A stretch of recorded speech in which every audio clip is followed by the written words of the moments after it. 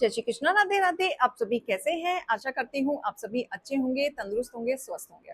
आज मैं आपके सामने फिर से एक रीडिंग के साथ आई हूँ। रीडिंग में इतना ही कहूंगी, जितना रेजोनेट होता है उतना लीजिएगा, बाकी दूसरों के लिए छोड़ दीजिएगा।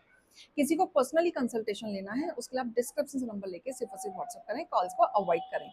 फेक अकाउंट से बच के रहना है। एक ही नंबर से बातें होंगी, वो नंबर है 8877755111। इस नंबर के अलावा कहीं से भी कोई भी आपको अप्रोच करता है, बेझिझक आप उन्हें ब्लॉक कर दें। कोई टैरो न्यूमरोलॉजी सीखना चाहता है उसके लिए भी आप डिस्क्रिप्शन नंबर लेके संपर्क कर सकते हैं। सो आज की रीडिंग में देखेंगे क्या गाइडेंस, क्या मोटिवेशन आप लोगों के लिए आ रहा है ईश्वर की तरफ से। हे ईश्वर, हे गणपति बप्पा, हे भोलेनाथ, हे शिव शक्ति, मेरे यूवर्स के लिए आज आप क्या गाइडेंस, क्या मोटिवेशन ला रहे हैं। ओम नमः शिवाय, हर हर महादेव। ओम नमः शिवाय, हर हर महादेव। ओम नमः शिवाय, हर हर महादेव। ओम नमः शिवाय, हर हर महादेव। ओम नमः शिवाय, हर हर महादेव। ओम नमः शिवाय, हर हर महादेव। ओम नमः शिवाय।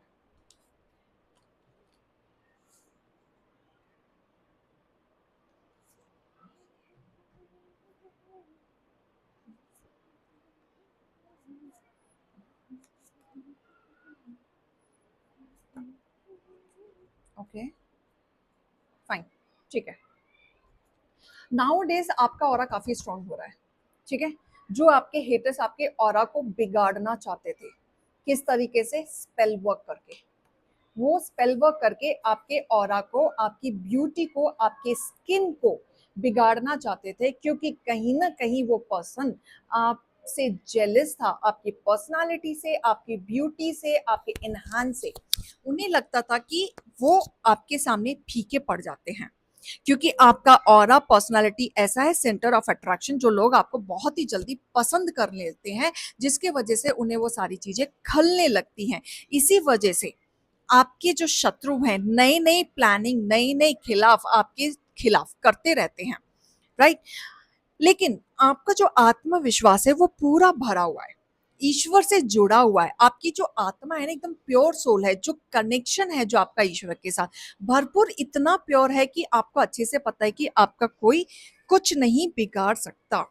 लेकिन आपके जो हेटर्स हैं वो कहीं ना कहीं आपके खिलाफ एक क्रिया करना, ठीक है, आपको गिराने की कोशिश करना, आपके खिलाफ सबूत इकट्ठे करना, कहीं ना कहीं आपको गिराने की भी कोशिश करते हैं। इस तरीके से प्रिटेंड करेंगे कि वो आपके दोस्त हैं, वो आपके फेवर में हैं, लेकिन गेम बराबर खेलेंगे।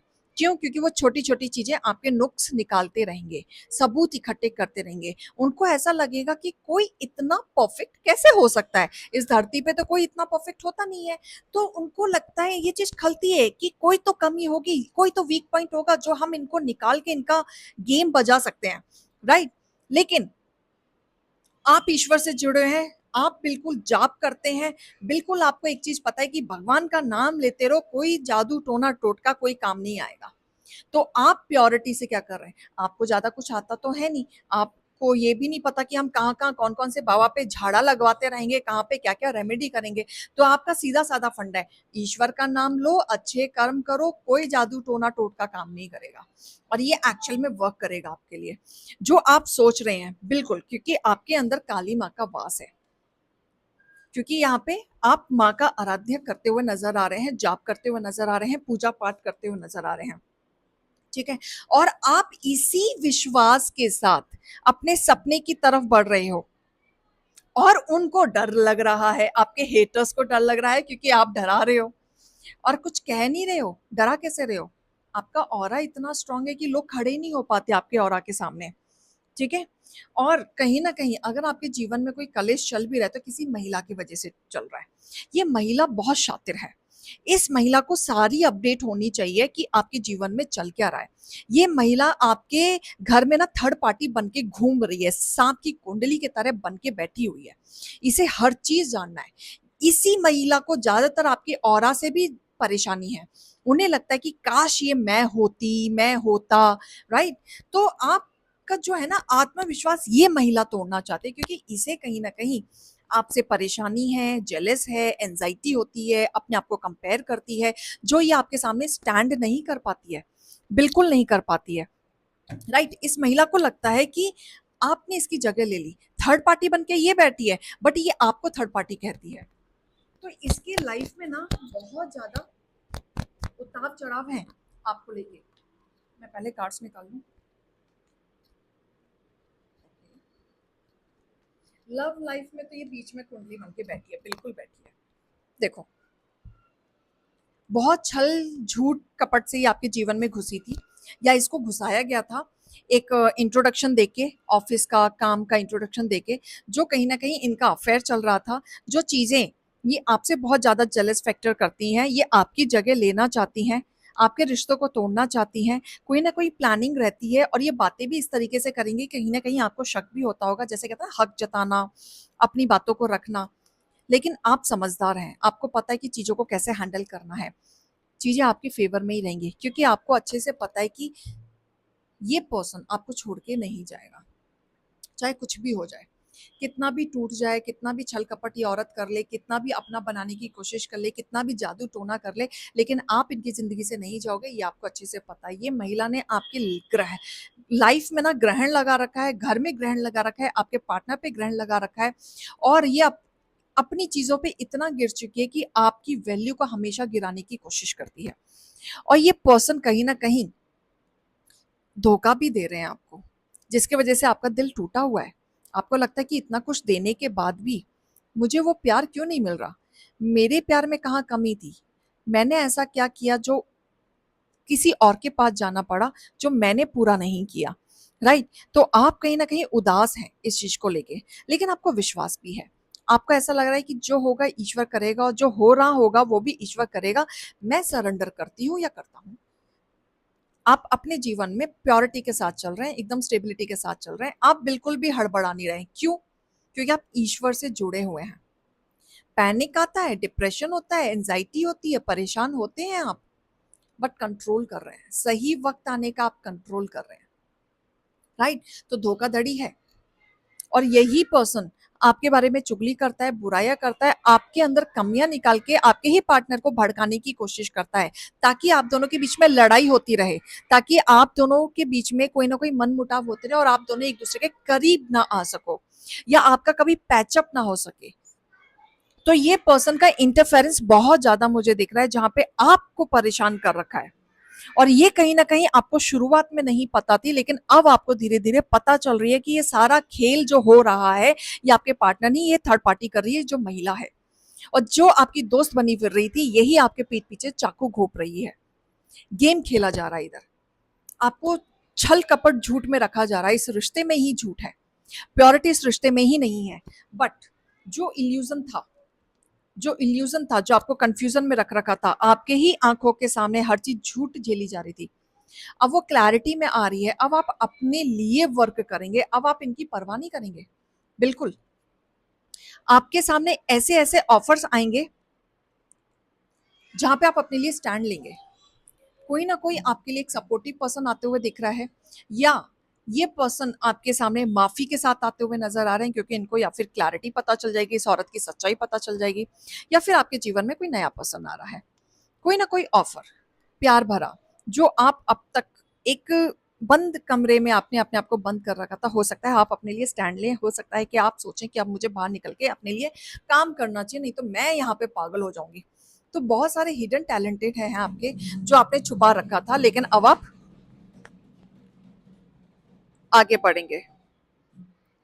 आप अपने हिडन टैलेंट से आगे बढ़ेंगे, उसको आप वर्कआउट करेंगे, और अपनी जिंदगी की नई शुरुआत करेंगे। बिल्कुल करेंगे, क्योंकि आपने बहुत सोचा समझा, विचार किया, प्रैक्टिकली आपने सोचा, लॉजिकल आप माइंड आपने किया।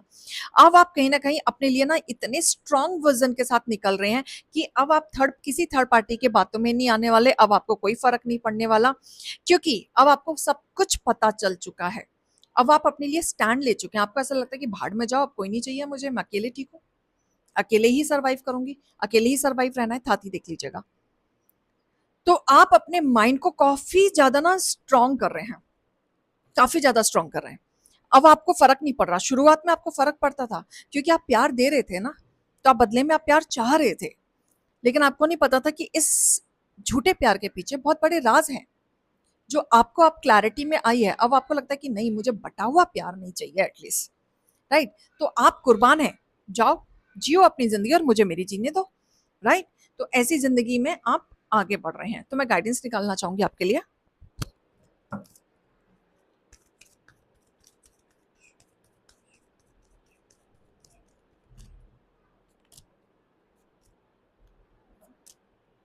ओ my God, oh my God, oh my God, and now I want to see you something, see and one more, जी, भरपूर ब्लेसिंग, भरपूर ब्लेसिंग। काली माँ का आना तो यही बताता है, मैंने कहा था ना काली माँ का वास है आपके साथ, तो काली माँ की आप पूजा कर रहे हैं। आपके मन का जो फियर था ना, जो डर था, जो आप स्टैंड लेने से डरते थे, अपने लिए बात करने से डरते थे, या एग्जीक्यूट करने से डरते थे, या एक चेंज से डरते थे, आपको ऐसा लगता था कैसे होगा, कैसे करूंगी या करूंगा, विदाउट फैमिली मेरी लाइफ एकदम स्टेगनेंट हो जाएगी, मैं लाइफ में कैसे जीऊंगा, वो डर आपके लाइफ से हटाया जा रहा है। बोला जा रहा है जो गलत है उसको त्याग दिया जाए और जो सही है उसको अपना लिया जाए। अकेले लड़ना इतना मुश्किल नहीं है जितना तुम सोच रहे हो। एक बार आगे चल के तो देखो, काली माँ का साथ तुम्हारे साथ है। तो आगे बढ़ने के लिए बोला जा रहा है, और राधा रानी माँ आपको कह रही है, जहां प्यार ना हो सिर्फ धोखा हो, उस प्यार में रह के क्या करोगे। जीवन में अपनी तरफ देखो, जो एक रास्ता तुम्हारा इंतजार कर रहा है, आगे बढ़ के तो देखो, पीछे बहुत सारे प्यार आपका इंतजार कर रहे हैं। एक अपने लिए अपने आप से प्यार करके देखो लाइफ में, अपने आप से प्यार करो, अपने आप को हील करो, बाकी न्यौछावर आपके जीवन में खुद ही आएगा। वक्त तो आने दो, अपने लिए देखो तो सही। राइट, तो यहाँ पे आपको अवेकनिंग कराई जा रही है बहुत सारी चीजों से।